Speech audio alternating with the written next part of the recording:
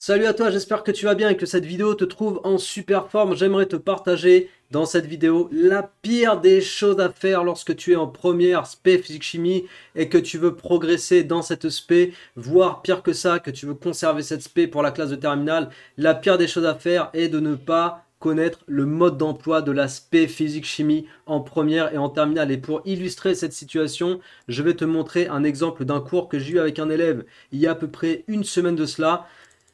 C'est pas une vidéo dans laquelle je vais stigmatiser qui que ce soit. D'ailleurs, la vidéo est anonyme, évidemment. Tu ne sauras pas de quel élève il s'agit. Cela n'aurait aucun sens et je ne vais pas non plus me moquer de cet élève. Je vais juste prendre l'illustration de ce cours que j'ai fait avec un élève pour te montrer concrètement les choses qui peuvent poser vraiment problème quand tu es en première, surtout si tu envisages de garder spé physique chimie pour la terminale et que tu as besoin d'avoir des bonnes notes en spé physique chimie et que tu as besoin d'avoir un bon dossier pour Parcoursup et que tu as besoin d'avoir des bonnes bases en physique chimie pour les études sup. Si tu es dans ce cas de figure, alors il va falloir faire en sorte de ne pas te retrouver dans la situation que je vais te présenter tout de suite maintenant. L'exercice que j'avais proposé à l'élève pour réviser son contrôle, c'est un exercice du chapitre interaction force et champ. Donc c'était un contrôle sur ce chapitre-là. Et je travaillais avec l'élève dans un exercice où on parlait de la force d'attraction gravitationnelle. C'est un super bel exo, un bon exo qui est issu du bouquin Livre scolaire, dans lequel en gros la situation elle est très simple. Tu as une droite ici qui représente l'axe Terre-Lune.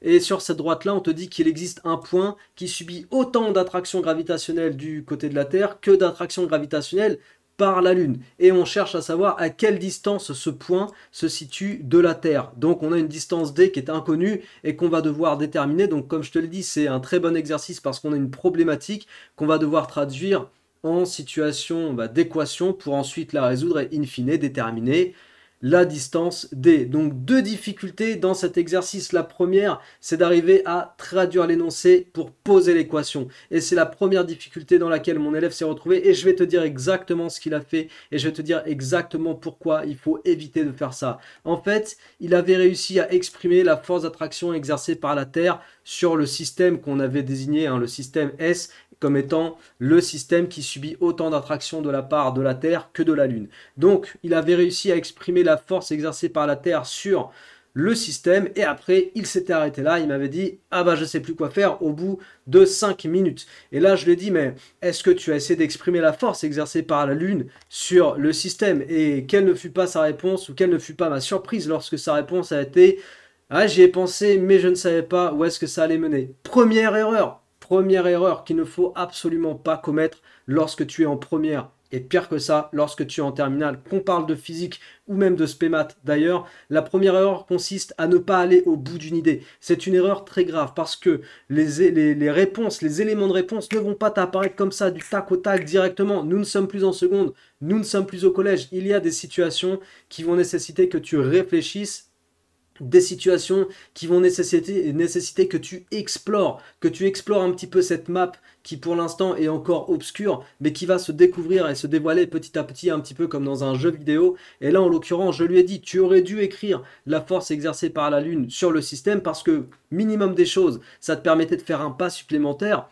Et peut-être que ce pas supplémentaire allait te placer dans une situation où tu allais voir quel pas il fallait faire ensuite. Mais si tu restes bloqué en te disant je ne sais pas où ça va mener, eh bien, tu n'as pas fait l'effort de dire je fais un pas et je verrai où ça peut mener. Donc là, c'est une erreur de positionnement et je dirais même que c'est une erreur d'exploration. Si tu n'explores pas suffisamment sur tes exercices, si tu n'explores pas suffisamment les différentes options possibles, alors effectivement, tu vas rester bloqué au début de la pièce, de cette pièce obscure que tu dois explorer. Tu vas rester près de la porte et tu vas dire je ne sais pas quoi faire. Mais ça, c'est une erreur parce que tu n'es pas proactif. Et lorsque tu n'es pas proactif en spémat ou en spé physique chimie, fatalement tes notes ne monteront pas. Donc ici, il fallait bien sûr exprimer la force exercée par la Lune sur le système, la force exercée par la Terre sur le système, et dire que la traduction de l'énoncé se ramenait à chercher la valeur de D pour que les deux forces soient égales, et ça nous amenait directement à cette équation, et cette équation qu'on pouvait tout de suite simplifier par G, et qui nous ramenait à une autre équation qui est située ici derrière, et d'ailleurs qui n'était pas simplifiée. Deuxième erreur, et là je vais prendre mon petit stylo pour te montrer, c'est une erreur ici qui est beaucoup plus problématique, puisque une fois que j'avais aidé cet élève à traduire la situation et à mettre en évidence ce qu'il fallait effectuer, Il fallait maintenant résoudre l'équation, résoudre la situation. Et là, l'élève a fait littéralement n'importe quoi. Il a fait n'importe quoi parce qu'il a inventé des règles de maths. Il a inventé des règles de maths pour faire du calcul littéral. Et ça, je t'en ai parlé déjà dans une vidéo sur ma chaîne et une vidéo synthèse que j'ai fait aussi sur mon site internet sur le calcul littéral. Si je peux, je remettrai le lien au-dessus de ma tête. Et si j'oublie, n'hésite pas à me le dire en commentaire. Lien au-dessus de ma tête d'une vidéo sur le calcul littéral. Parce que à ce stade-là de ta scolarité en physique-chimie et en maths aussi, mais en physique-chimie encore plus spécifiquement, si tu ne maîtrises pas le calcul littéral, tu es raide, c'est game over, surtout si tu comptes garder l'aspect en terminale. Le calcul littéral, c'est primordial. Si tu ne le maîtrises pas, ça va faire très mal et tu vas être en grosse difficulté. Tu auras du mal à monter au-dessus du 12 sur 20. Je peux te le garantir et je le vois avec suffisamment d'élèves pour lesquels la problématique se pose. Si tu ne maîtrises pas le calcul littéral, tu seras bloqué. Et là, cet élève ne maîtrise pas le calcul littéral. Il m'a inventé des règles de calcul. Je vais t'en montrer une par exemple, parce que ça correspond à ce que j'ai barré ici et que tu vois. En gros, je lui ai demandé, est-ce que tu peux m'expliquer comment tu es passé, pardon, de la deuxième ligne à la troisième ligne. Et il n'a pas su m'expliquer ce qu'il a fait, mais moi je lui ai expliqué ce qu'il a fait parce que j'avais deviné évidemment la grosse erreur qu'il avait commis dans son calcul littéral.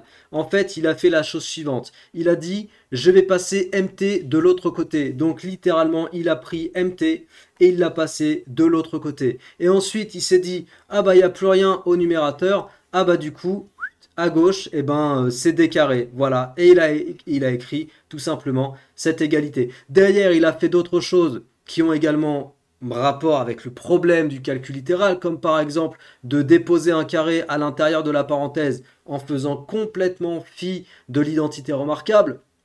C'est passé à la trappe. En tout cas, tout était faux. Il s'est retrouvé dans une situation où il n'y avait plus grand chose à faire, mais à la base, l'équation était fausse parce qu'il avait fait une transformation d'écriture qui n'avait rien à voir avec des maths. Donc, le fait d'appliquer des formules de maths que tu inventes, donc qui ne sont pas des formules de maths, ce sont des inventions, c'est des mathémagies, comme certains élèves aiment le dire, mathémagie complet. Là, j'ai mis, après dans ma correction, j'ai expliqué à l'élève à quel point, en fait, il était à côté des attendus sur un tel exercice, sur une telle résolution. Je lui ai expliqué point par point la démarche pour résoudre cette équation vraiment étape par étape. Et c'est là, bien sûr, le gros intérêt de faire des séances d'accompagnement perso, c'est de comprendre et de mettre le doigt sur les choses qui sont pour toi des difficultés. Au moins, cet élève a quitté son cours avec moi en sachant que, ok, il avait un problème sur le calcul littéral et qu'il allait falloir revoir tout ça. Je lui ai expliqué point par point en lui mettant à côté, en parallèle, comme tu peux le voir ici, les propriétés de maths qui ont été utilisées au fur et à mesure. Je ne suis pas passé par les étapes les plus simples ou les plus rapides plutôt on dira, parce que je voulais lui montrer justement point par point tout ce qui se passait. Donc ça c'est très important d'appliquer les vraies propriétés. La grosse erreur à faire, donc la première grosse erreur à faire, c'était de rester bloqué, de ne pas être proactif, de ne pas avancer. Et la deuxième grosse erreur, c'est d'aller inventer les maths, de faire n'importe quoi au niveau des maths, de ne pas respecter les règles de calcul en mathématiques, que ce soit propriété des fractions, propriété des puissances, propriété du carré ou de la racine carrée. Quand tu mélanges tout ça, que tu sais pas faire, que tu sais pas justement appliquer toutes ces méthodologies, bah, tu es amené à inventer, donc à écrire n'importe quoi. Et même si tu n'es pas bloqué, tu pourras donner un résultat qui de toute façon est faux, alors qu'en vérité, la démarche attendue est celle-ci.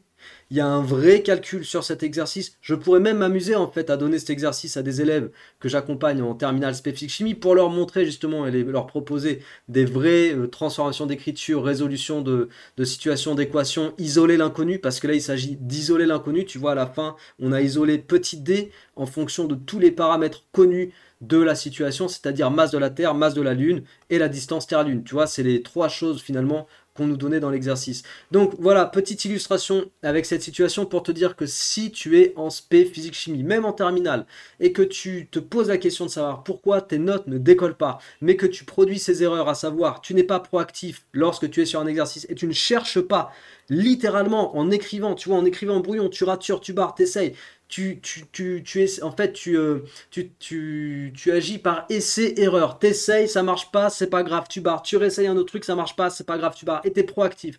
Première chose, c'est ça que tu dois faire absolument si tu veux comprendre pourquoi tu es bloqué. Déjà, commence par être proactif et à part tester. Fais des essais-erreurs et tu vas voir qu'au fur et à mesure, tu vas mieux comprendre les situations, mieux mettre en évidence, mieux placer tes équations. Ça va beaucoup mieux fonctionner parce que c'est comme ça que ça fonctionne, les sciences. Et deuxième chose que tu dois mettre en application, c'est savoir faire du calcul littéral, connaître tes propriétés de maths. Je le répète sans arrêt, sans arrêt, sans arrêt. En physique chimie, on applique énormément les maths, que ce soit en première et pire, j'ai envie de dire en terminale, tu as beaucoup de maths dans le programme de physique chimie de terminale.